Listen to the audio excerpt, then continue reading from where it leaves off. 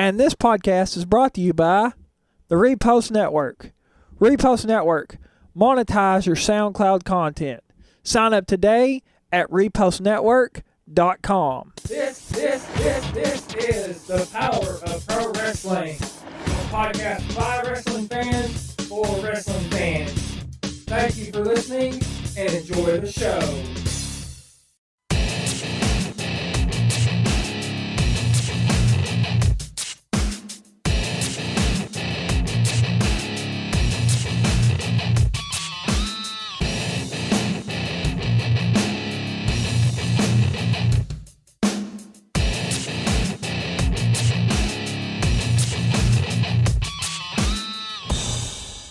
And welcome to the Daily Turnbuckle for the Power Pro Wrestling Podcast. This is Robert Red, and for this episode, I'm going to be joined by my friend, Mr. Bradley Hargett. How you doing, Brad?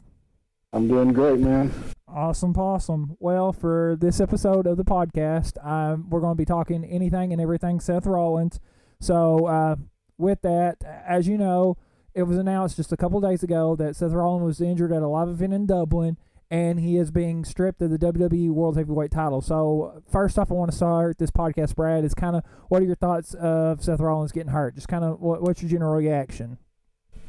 I was shocked, to be honest. I expected him to carry the belt through to Mania and probably drop it around then. So that was the last thing I expected to see when I was scrolling through my Facebook feed that day. Yeah, I mean, it was surprising and shocking, hearing about Rollins getting injured, because I was like you. I expected him to keep it to Mania, just the way he's been booked here the last several months. I just expect him to go through Mania to lose the title. Now, with Roman Reigns being crowned the number one contender just on Raw this past week, that's kind of shaking up their creative plan. So, what were your thoughts of the whole build to Roman Reigns and him and Seth Rollins again at Survivor Series? Kind of what was your thoughts on that? Man, Reigns has had a better year this year than he had last year. I think we can agree on that. And he consistently puts on good matches. Doesn't seem comfortable on the microphone. One thing that I noticed, specifically on last week, was there was a part where you could tell that he messed up, and instead of going on, trying to brush it off, he stopped and grinned and shook his head. So it was obvious that he messed up on what he was supposed to be saying. He started over again. And I say that to say this. I don't think he's ready to be the guy, because little stuff like that matters. So even though I expect them to give him the title come the pay-per-view with the tournament, I don't think he should have it yet. Okay, that's actually something we're going to get into, because as you just said, it was announced on WWE, the network, various media sources, that they are going to hold a tournament to crown a new WWE World Heavyweight Champion. What's your thoughts on that? Do you think that they should hold a tournament, or do you think that they should let Roman Reigns fight somebody else for the title? Just kind of what's your thoughts on that? Oh, I definitely love the idea of the tournament. To be completely honest, it's been probably a month now since I've been watching wrestling regularly. I got to the point where I was just kind of burnt out with what they were doing on TV. And so I was just kind of keeping up online and catching stuff here and there on the show. But the moment that I heard that they were doing a tournament to crown a new champion, I told my wife that, I've got to see that pay-per-view because I have to see the tournament. Those are always fun. So I think that's a good thing. I think doing a one-on-one match to determine a new champ would be just kind of boring. Yeah. Because just to give my reaction here, I kind of forgot to do that in the first question, and I was kind of surprised and shocked that Seth Rollins was hurt. I knew that he was hurt and injured because that had been reported. I just didn't know the extent of the injury and how bad he was going to be hurt. So when I heard that he was being stripped of the WWE World Heavyweight title and he injured, I think, his ACL, MCL, and his meniscus or something, I forget what all he had injured in his match with Kane in Dublin, I was kind of shocked and surprised by that, because I was like, I didn't know the extent of his injury, so I was like, wow.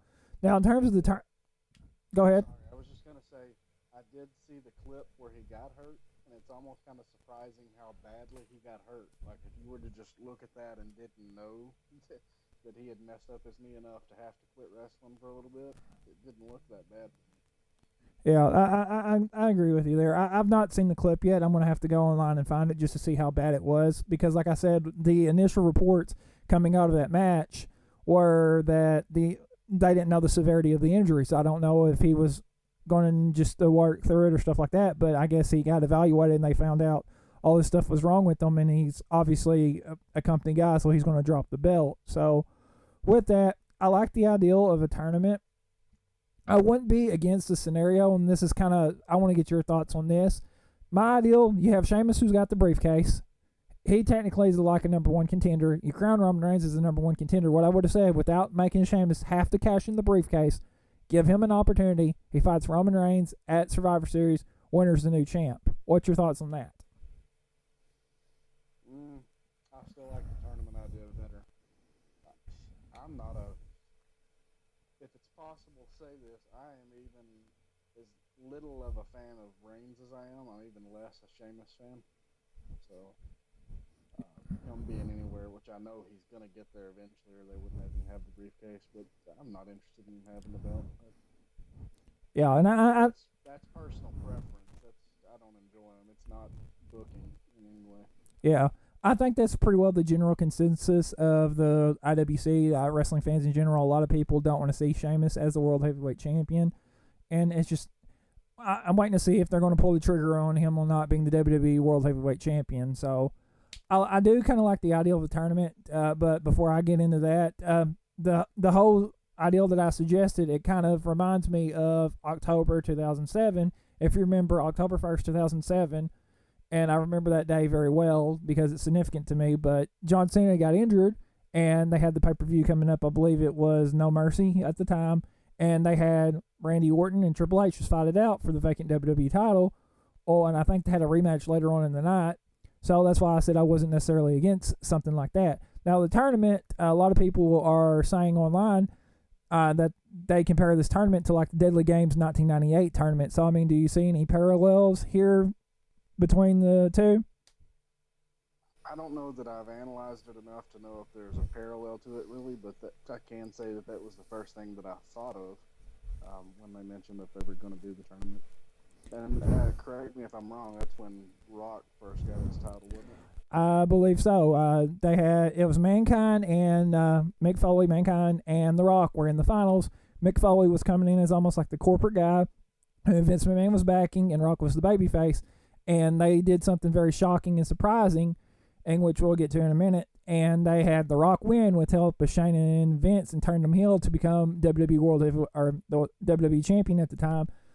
So what do you feel that's how the tournament need to be booked? They need to do something shocking and surprising. Just what's your thoughts on that?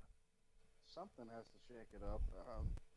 Obviously, it's not just me that's getting bored with things, because from what I've heard, the last since the last 3 or 4 weeks that I hadn't been watching, the ratings have been very bad from what I've heard. So obviously they're not doing something right. They've got to do something to change it. Now, as to what that is, I don't know. I wish that there was an answer to that. I think the biggest problem, and I'll try to make this quick, kind of off topic, but I think the biggest problem with wrestling, and the reason that people get so dissatisfied with it, is because we know too much. We know too much about what goes on backstage, and we've lost that element of anybody can win at any time. So, an example, if you put Reigns and Cesaro against each other, and it's for number one contendership, everybody knows Reigns is going to win. And because we know that, the best we can hope for is a good match. Actually, a former wrestler said it on Facebook today that Hollywood is better at kayfabe than wrestling is these days. That's a big problem. Yeah, great analogy. I love that because, as it's like you pointed out, it's predictability. Because like the whole Reigns and Seth Rollins match before the whole injury, it just looked like Reigns was going to beat him at Survivor Series and take the title, and that's just too predictable. And I know a lot of people would be very dissatisfied with that. And I agree with what you said. That I mean, it has become, we know too much, and the internet has had a great impact on that, and social media, that we know more of the ongoings backstage than really what we should, just for the simple fact of the internet is more prevalent now than it was back in the Attitude Era, because the Attitude Era, if it had the internet, just imagine how different wrestling would be back then, or and may even be today if the internet existed back in like say 96, 97 and been as prevalent as it is today.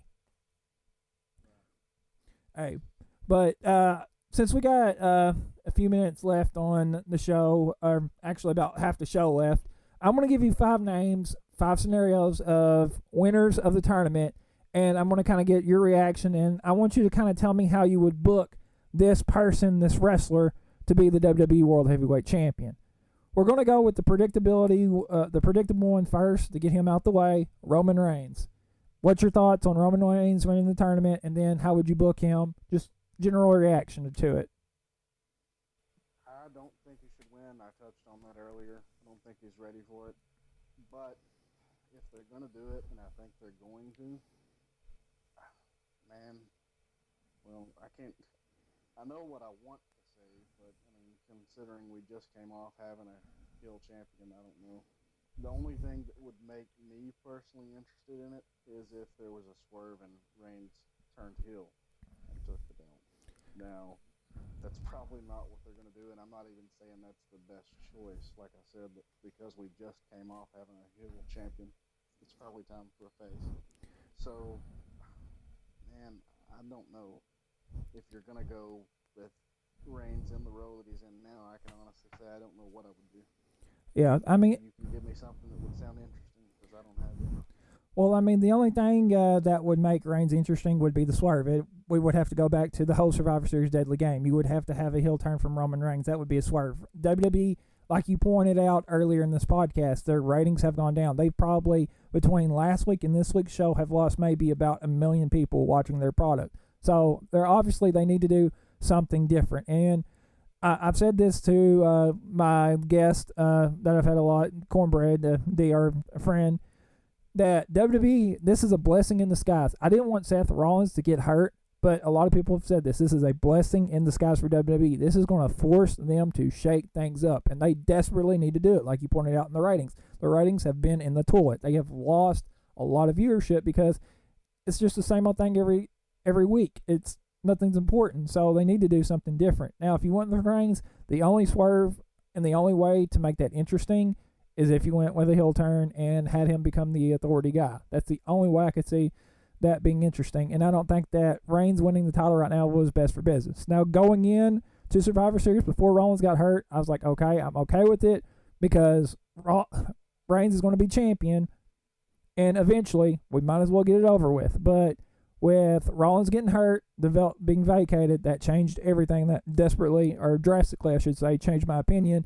And I don't think they need to give the belt to Reigns. They need to hold off, let him chase the championship a little bit longer, and let him get that big WrestleMania moment like they wanted for him this year. So I really think they need to hold off on Reigns getting the belt. So we're going to move to another competitor, and I want to see how you feel about this one. I'm going to throw one out of left field. Let's go Bray Wyatt. Ooh, wow.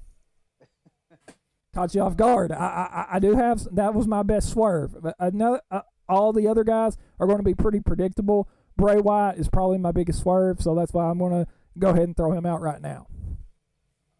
I would love that just because you don't expect to see it happen. And he's a guy that I do think could carry it. He can talk his ass off. Sorry for the cuss word. Go for it. He can talk his butt off. And he's great in the ring. So what do you have to lose there? Yeah, and I mean, if you look at it, he's probably been booked the best right now than he's been booked ever, just for the simple fact of what you had at the end of Hell in a Cell, have the beatdown of The Undertaker with the Wyatt family, with Strowman, Harper, and Rowan, and then the next night beating down Kane, and then just what you saw on Raw this past Monday, just how they're building him as like the new Undertaker and Supernatural, and even him giving him the Undertaker powers to where he can mess with the lights and have lightning and all this power that he has. I mean, Bray Wyatt would be amazing as the WWE World Heavyweight Champion, and it would be, I think, something interesting that you could watch. Now, with that, Bray Wyatt winning, what would you think if Undertaker and Kane came out and helped Bray Wyatt win the title? What are your thoughts on that? That would be shocking. And I mean, what do you think the motivation behind that would be? I really don't know what your motivation would be quite yet. He would maybe have to have them mind washed or have some sort of mind control over them in order for them to do that. I really don't know what the logic would be. But, I mean, that would be something shocking and surprising and a swerve.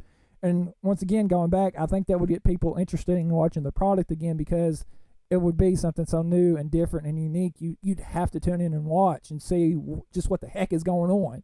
So, I mean, and I would definitely love to see what they went with Bray Wyatt because if you build him properly, he could be a main event guy. It's like I've said before, and I think you've said before, WWE has a lack of main event guys. They need to push these new guys. They need to push Reigns. They need to push Bray Wyatt. They need to push these younger guys up to the main event scene. Kevin Owens, Cesaro. They need to rely on the new life, blood, and stop going back to the same old guys, which we're going to actually get into a few of them here and later on in the show. So, next one. They're in a situation right now that's very reminiscent of the early 90s when Hogan left the company. Yeah, with the new generation, yeah. They didn't have anybody prepared for that, so they had to scramble to do something. Yeah, and I mean, it's good that they have stuff like this that forces their hand and causes them to have to adjust the way they've been booking because obviously what they've been presenting just doesn't work. But with that, let's go to guy number 3. And not surprising, not shocking, but how about a returning Daniel Bryan? What do you think about that? Oh, geez. I'm a huge Daniel Bryan mark. If you want to use that term, I love the guy. Everything about him. I didn't even think of him. I guess because he wasn't the surprise return for the U.S. title, and that's what I was hoping for at Hell in a Cell. But nonetheless, that would probably be my preference. Just because that you hear people say, "That's my dude." That's my dude. Mm-hmm. He's the guy that I expected to. I don't know if he could have got the Stone Cold heights, but I compare it to that because of the fact that everybody was behind him.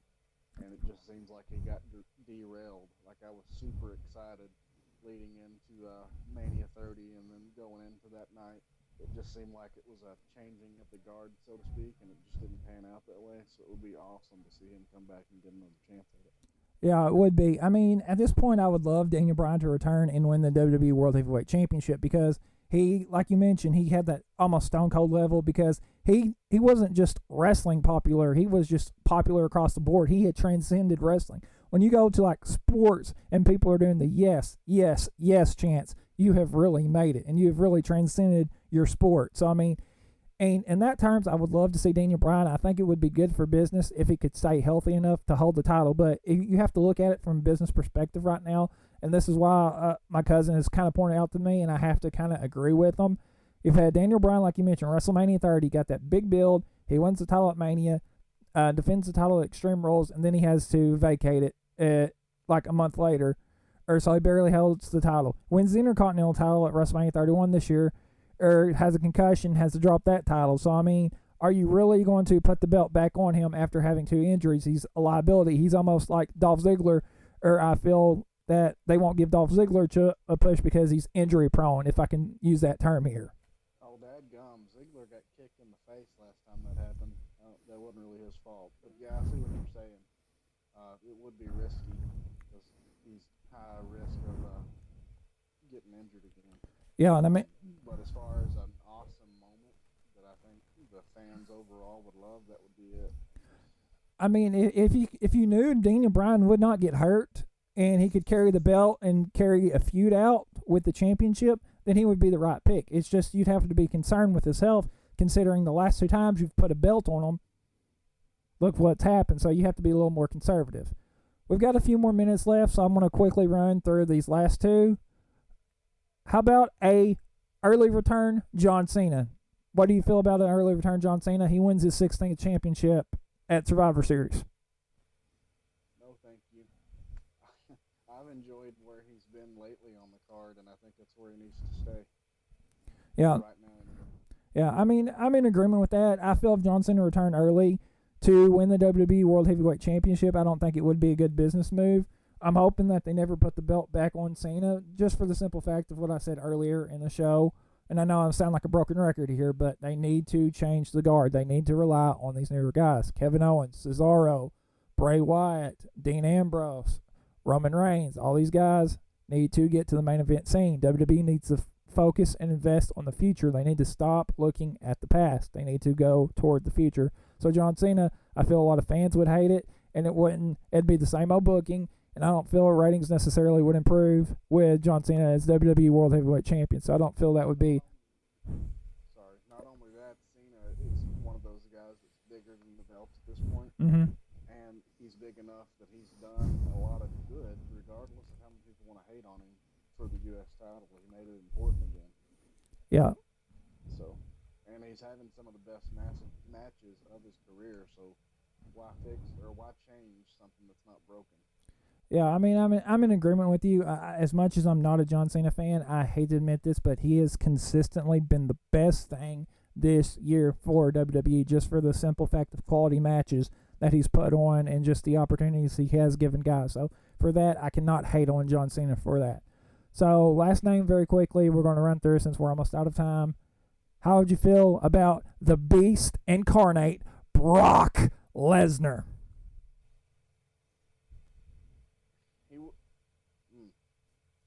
That's one of those situations, I guess. When was the last time he held it?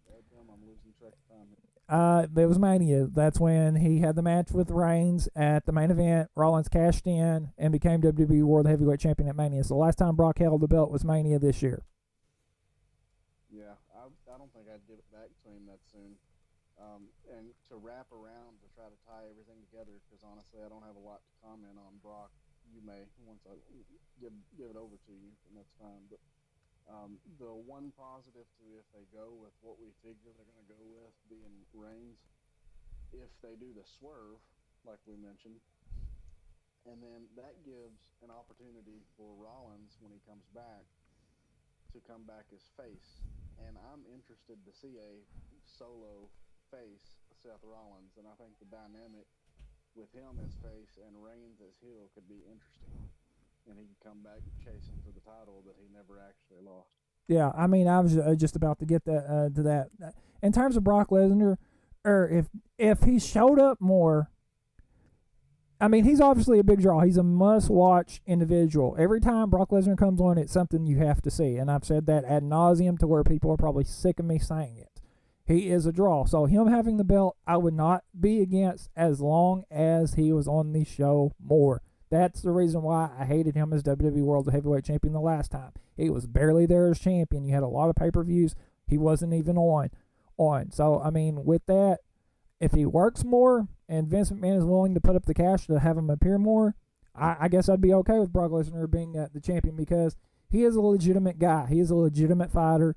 He would legitimize the title once again. So him being champion, I wouldn't necessarily be against as long as he works more dates, which he's been working more since he signed his new agreement. You've seen him at house shows. He's appeared on more pay-per-view. So just for the simple fact, Brock Lesnar, I think, has done more this year than he has done in previous years. So if he got the belt back and was willing to work more dates, I'd be okay with it. So here's my problem with that. Lesnar, like you said, he's one of those guys that you have to see when he's there.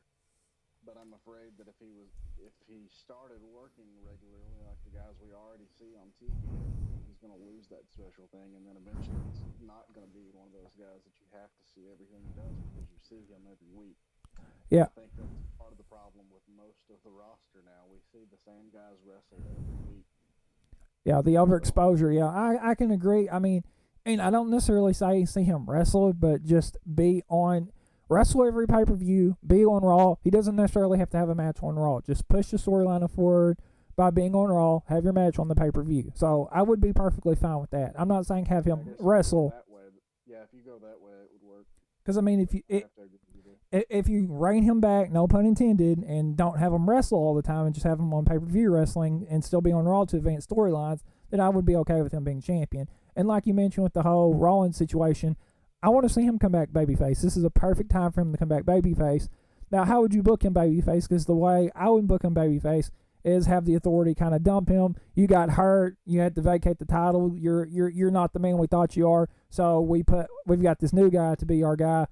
And I feel him and Triple H doing something like that where the Authority dumps him would be a great way to reintroduce Rollins and have him be a babyface. Because just his offense, he's high flying, just everything about him makes for a good babyface in my opinion. So I definitely would love to see Rollins as a babyface. Yeah, I couldn't change anything there. That's exactly what I would do.